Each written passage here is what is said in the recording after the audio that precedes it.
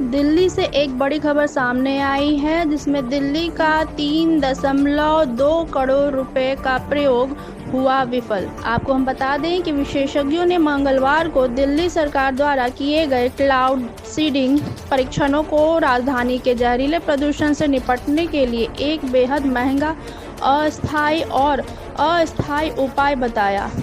उनका कहना है कि अगर कृत्रिम बारिश से प्रदूषक अस्थायी रूप से कम भी हो जाए तो भी 1-2 दिन में प्रदूषण बढ़ जाएगा।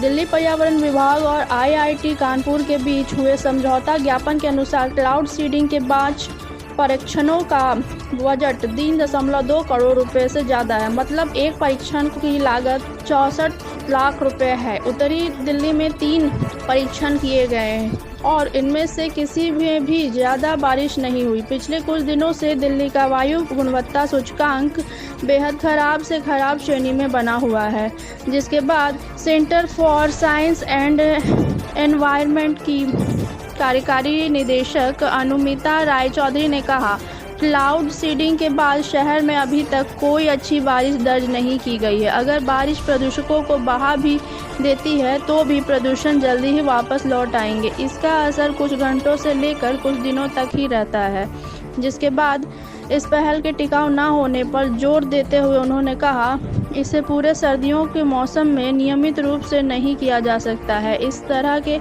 निवेशों का लक्ष्य जमीनी स्रोतों से होने वाले वास्तविक उत्सर्जन में कमी लाना होना चाहिए, ताकि जन स्वास्थ्य की रक्षा के लिए वायु गुणवत्ता में निरंतर सुधार हो सके।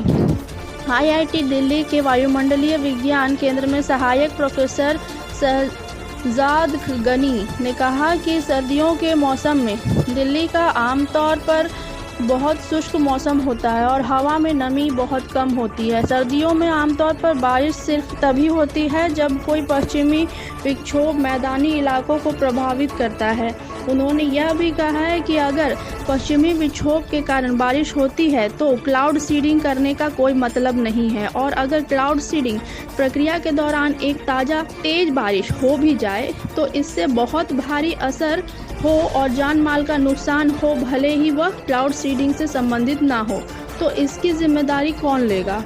उन्होंने यह भी कहा कि हम smog tower, smog gun, cloud seeding जैसी सिल्वर बुलेट तकनीकें क्यों अपनाते हैं। विभिन्न स्रोतों से उत्सर्जन को व्यवस्थित रूप से कम करने की जरूरत है।